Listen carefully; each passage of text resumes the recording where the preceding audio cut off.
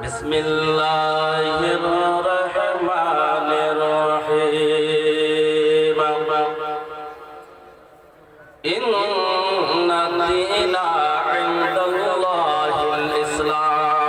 আল কোরআন আল্লাহ রাব্বুল আলামিন বলতেছেন, এ মুমিন মালায়েকা ফেরেশতাদের লিডার ফেরেশতাদের টিচার জিবরাইল সালাম আল্লাহ নবী পয়গম্বর আযম সাল্লাল্লাহু তাআলা আলাইহি ওয়াসাল্লাম কে বলে দাও, নবী গো দুনিয়ার বুকে আমি যত ধর্ম পাঠিয়েছি, আমেরিকায় ধর্ম পাঠানো হলো, বর্তানিয়া কুয়েত জাপানে পাঠানো হলো, বাংলাদেশে পাঠানো হলো, ভারতের বুকে গুলি গুলি পাঠানো হলো, আমার আল্লাহ বলে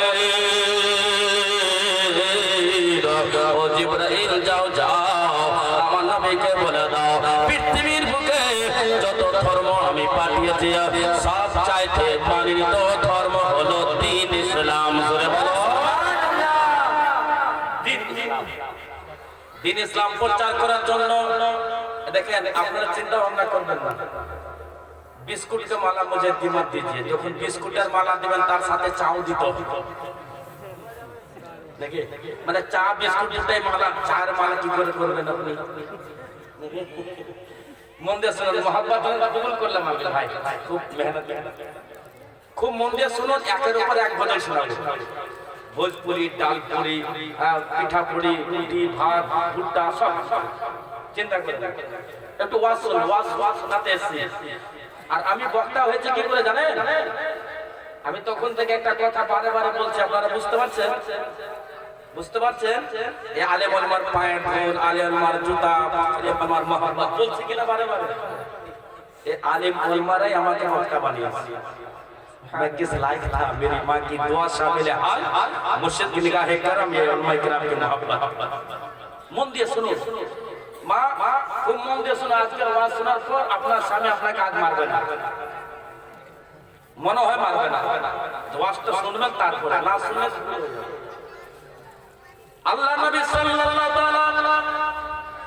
আলাইহি ওয়াসাল্লাম দরবারে জিবরাইল আমিন এসে বলতেছে, হাবিবি ইয়া রাসূলুল্লাহ, পৃথিবীর বুকে দুনিয়ার বুকে যত ধর্ম আল্লাহ পাঠিয়েছে সব চাইতে মানিত ধর্ম দ্বীন ইসলামকে করা হয়েছে। দ্বীন ইসলাম প্রচার করার জন্য আল্লাহ রাব্বুল আলামিন আদম নবীকে দুনিয়ার বুকে পাঠালেন। হে আদম নবী শুনো শুনো, দ্বীন ইসলাম প্রচার করার বলো কুল হুয়াল্লাহু আহাদ আল্লাহুস সামাদ লাম ইয়ালিদ ওয়া লাম ইউলাদ ওয়া লাম ইয়াকুল লাহু ওয়ালাদ। হযরতে আদম নবী দুনিয়াবাসীকে বলতে শুরু করে দিলেন, বানাদারা ওনাদের সন্তান ওনার সন্তানকে বলতে শুরু করলো, সন্তান তাকে বলতে শুরু করলো। হযরতে মুসা কালিমুল্লাহ দুনিয়ার বুকে আসলেন দ্বীন ইসলাম প্রচার করার জন্য। হযরতে ইব্রাহিম খলিলুল্লাহ দুনিয়ার বুকে আসলেন দ্বীন ইসলাম প্রচার করার জন্য। হযরতে দাউদ নবী দুনিয়ার বুকে আসলেন দ্বীন ইসলাম প্রচার করার জন্য। 1,24,000 পয়গম্বর স্বতন্ত্র 2,24,000 পয়গম্বরকে আমার রাব্বুল আলামিন দুনিয়ার বুকে পাঠিয়েছেন দ্বীন ইসলাম প্রচার করার জন্য। শেষ মর্যাদার বিশ্ব নবী পয়গম্বর নাজির নবী গায়বের সংবাদদাতা নবী সাল্লাল্লাহু তাআলা আলাইহি ওয়াসাল্লাম কে আল্লাহ দুনিয়ার বুকে পাঠিয়েছেন। হে মুহাম্মদ বিন আব্দুল্লাহ সাল্লাল্লাহু আলাইহি ওয়াসাল্লাম নবী, আপনাকে যদি দুনিয়ার বুকে না পাঠাতাম আমি আদমকে পাঠাতাম না, মুসা কালিমুল্লাহকে পাঠাতাম না, ইব্রাহিম খলিলুল্লাহকে পাঠাতাম না। ওগো নবী, আমার মেহবুব বান্দা নবী, আপনাকে যদি না পাঠাতাম আমি নিজকে আল্লাহ প্রকাশ করতাম না। দোয়া করে সুবহানাল্লাহ। ফটো দেখার পর বাংলাদেশ থেকে একবার ঘুরে আসলাম, আবার ঈদের পর যাচ্ছি, ভিসা হয়ে গেছে, কমপ্লিট হয়ে গেছে। সুবহানাল্লাহ। বাংলাদেশে ওয়াজ শোনার জন্য বাংলাদেশের সময় দরকার, অর্থাৎ 10টা সকাল সন্ধ্যায় 10টা যদি দেন ইনশাআল্লাহ তাআলা বলে দেব তো তাড়াতাড়ির মধ্যে কতটা ওয়াজ হবে বেরাদারা। ও আমার আব্বা জানেরা, দ্বীন ইসলাম প্রচার করতে নবী শুরু করে দিলেন। সর্বপ্রথম দ্বীন ইসলাম প্রচার করার জন্য তায়েফ নগরের সরজমিনে গেলেন। ও আমার আম্মা জানেরা, ও আমার মা জননীরা, মন দিয়ে শুনুন, আমার দেশ নবী দ্বীন ইসলাম প্রচার করার জন্য তায়েফ নগরের সরজমিনে গেলেন। এর জন্য তায়েফ নগরে গেলেন। ছোট থেকে নবী বড় হয়েছেন ওইখানে, ওনার দুধমার বাড়ি হলো তায়েফ নগরের সরজমিনে। ছোট ছোট বাচ্চারা অনেক বন্ধু নবীর আমার নবী গেলেন তাইফ নগরের সাজামেরা বললেন এই তাইফ নগরের বন্ধুরা শোনো শোনো আমার ভাই ব্রাদার বন্ধুরা ও আমার আব্বা জানেরা ও আমার মা বোনেরা শোনো শোনো আমি হলাম মুহাম্মদ বিন আব্দুল্লাহ আমার উপর কোরআন নাযিল হতে আরম্ভ করে দিয়েছে ও তাইফ নগরের বাসীরা আমার কলমা পড়ে তোমরা মুসলমান হয়ে যাও চন্দ্রকে পূজা করা যাবে না নক্ষত্র তারাকে পূজা করা যাবে না পাথরকে ভগবান বলা যাবে না কঙ্কারকে বলা যাবে না এমনকি জলকে পানিকে পূজা করা যাবে না একমাত্র যদি পূজা করতে চাও একমাত্র যদি সাজদা করতে চাও আল্লাহকে ছাড়া কাউকে সাজদা করা যাবে না কোনো মাজারও সাজদা করা চলবে না যেহেতু তাজিমে সাজদা হোক কিংবা তাবুদি কোনো রকমের সাজদা মাজারে চলবে না বেরাদার আল্লাহ রাব্বুল আলামিন নবী বলেন হে তাইফ নগরের বাসীরা আমি দ্বীন ইসলাম প্রচার করতে এসেছি তোমরা কলমা পড়ে নাও বন্ধুরা বলল না না আর নতুন ধর্ম আর আমরা মানব না নতুন ধর্ম কায়েম করব না আল্লাহ নবী সাল্লাল্লাহু আলাইহি সাল্লামকে কেউ তো পাথরের আঘাত দিয়ে দিল কেউ তো কাকরের আঘাত দিল একমাত্র নবী মুস্তাফাকে কাকরের বাড়ি দিতে আরম্ভ করে দিল নবী মুস্তাফার চোখ থেকে চরচর করে জল পড়া বিশ্ব নবী পয়গম্বর ইসলামের মাথা মুবারক থেকে রক্তের ফোয়ারা পড়ে গালে খাম হয়ে গেছে লোক নবীর কেটে গেছে লোকে তাইফ নগরের কাফেররা পাথর মারতে আরম্ভ করে দিল আল্লাহ বলেন জিবরাইল তাড়াতাড়ি যাও নবীর কাছে যাও তাইফ নগরে নবী আছে তাইফ নগরের জমিনে যাও নবীকে বলে দাও হে জিবরাইল আমি আল্লাহ তোমাকে ৭০,০০০ ডানা দান করেছি আল্লাহ নবী যদি বলে দেয় একটা ডানার পানি যদি মারো তাইফ নগর ধ্বংস হয়ে যাবে আল্লাহ রাব্বুল আলামিনের নবীর দরবারের কাছে জিবরাইল আমিন আসল হাবিবি ইয়া রাসূলুল্লাহ নবী গো তাইফ নগরের লোক আপনাকে পাথরের বাড়ির আঘাত দিয়েছে আপনাকে কাকরের বাড়ির আঘাত দিয়েছে আপনাকে কষ্ট দিয়েছে নবী যদি আপনি একবার যদি বলে দেন আমি জিবরাইল বলতেছি আমার ডানাতে একবার যদি বাড়ি মারা যায় তাইফ নগর ধ্বংস হয়ে যাবে কিন্তু আমার নবী বললেন জিবরাইল তোমাকে ধ্বংস করতে হবে না তোমাকে বাড়ি মারতে হবে না ও জিবরাইল আমি নবী হইয়া দোয়া করতেছি তুমিও দোয়া করো আল্লাহ রাব্বুল আলামিন যেন তাইফ নগরবাসীকে আমাকে চিনার জন্য শক্তি দান করে আমি নবী বলে যেন মানতে পারে তাকে আকলে সালিম যেন দান করে আমার বিশ্ব নবী আল্লাহর বারকাতে যখন দোয়া করলেন আল্লাহর বারকাতে দোয়া কবুল হয়ে গেল কিছুক্ষণ পর তাইফ নগরের ৫১ ডাল নবীর হাতে হাত দিয়ে কলমা পড়ে মুসলমান হয়ে গেল कत्ल हुसैन असल में मरगी यजीद है इस्लाम में जिंदा होता है हर करबला के बाद कत्ल हुसैन असल में मरगी यजीद है इस्लाम में जिंदा होता है हर करबला के बाद এই যে আদায় দিলেন আপনারা কত রকমের কারবালার মতন রাস্তা মাওলানা মুজিবুর রহমান সাহেব পার হতে হয়েছে কত রকমের ক্যাপাসিটি নিতে হয়েছে কত রকমের টার্গেট নিতে হয়েছে এমনি তো পয়সা আপনারা দেননি কত রকমের কষ্ট করে প্রতিষ্ঠানকে বজায় রাখার জন্য আজকে এখানকার কমিটি যে প্রতিষ্ঠানের সাথে জড়িত হয়ে আছে তারা দ্বীন ইসলাম প্রচার করছে আপনি বাড়ি থেকে এখানে আসলেন আপনারা দ্বীন ইসলাম প্রচার করতে এসেছেন মা আপনারা দ্বীন ইসলামকে প্রচার করতে এসেছেন সবচেয়ে তালিম বলবার কথা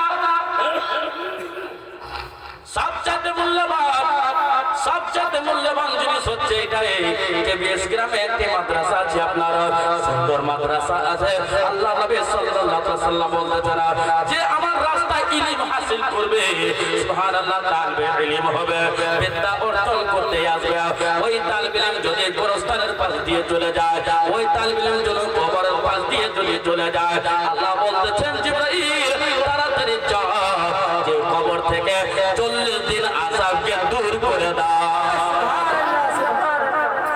हम और आप चलते हैं तो फरिश्ते पर नहीं बिछाते जब हमारे तोलबा चलते हैं तो फरिश्ते पर बिछाते माँ अपने को तो भाग्यवान এই ধর্মকে ঘৃণা করে দাড়ি রেখে দ্বীন ইসলাম প্রচার করা একজন মৌলবি বড় একজন লোক আছে মৌলবীর সাথে বিয়ে দিতে চায় না বলে মাস্টার জামাই लेबो टीचर জামাই लेबो प्रोफेसर জামাই लेबो स्टाइल वाला लेबो যেন ছেঁড়া ফাটা জামা পরনেওয়ালা থাকে, স্টাইল করেওয়ালা, চুল যিনি বেয়াদবের মতন কাটা থাকে সেরকম জামাই নেব। ও আমার আম্মা জানেরা, আপনি যদি আপনার জামাই যদি আলিম হয়ে যায়, আপনার জামাই যদি মৌলানা হয়ে যায়, যদি এই মধ্যে যদি কোনো মৌলানার স্ত্রী যদি থাকে না, আমার ভাই বন্ধু মৌলানা যদি কোনো স্ত্রী থাকে, এই দুনিয়াতে আপনাকে কষ্ট করতে হবে, এই দুনিয়াতে কষ্টের সম্মুখীন হতে হবে।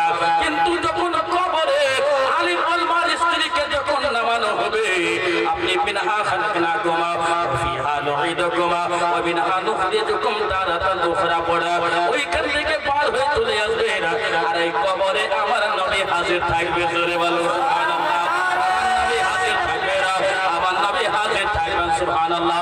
বিশ্ব নবী হাজির থাকবেন। যখন আলিম ওলামার স্ত্রীর দিকে নবী তাকাবে, ফেরেশতাকে বলে দেবে, হে ফেরেশতা, এটা আমার অন্য কোন উম্মত নয়, আমার ওয়ারিসের হচ্ছে বিবি, আর জান্নাতের ফুলের বাগান লাগাইয়া দাও। এটা অন্য কোন কাউর স্ত্রী নয়, এটা আলিম ওলামার স্ত্রী। আল উলামা ওয়ারাসাতুল আম্বিয়া। আল্লাহ নবী বলবেন, এটা আমার ওয়ারিসের বিবি, প্রশ্ন উত্তর লাগবে না, তাড়াতাড়ি যাও, জান্নাতে ফুল বিছিয়ে দাও। ওই দুনিয়াতে স্টাইল করতে পারেনি মৌলানার বিবি হয়ে, লিপস্টিক লাগাতে পারেনি মৌলানার বিবি বলে, সুবহানাল্লাহ, রং বড় রাখতে পারেনি মৌলানার বিবি বলে, চুলকে রং করতে পারেনি মৌলানার বিবি বলে, স্টাইল করে জামা পরে পার হতে পারেনি মৌলানার বিবি বলে, সব সময় বরখার মধ্যে অনেক সখীর শখকে কুরবান করেছে, অনেক সখীনকে কুরবান করেছে। এ ফেরেশতা যাও, এটা আমার ওয়ারিসের বিবি।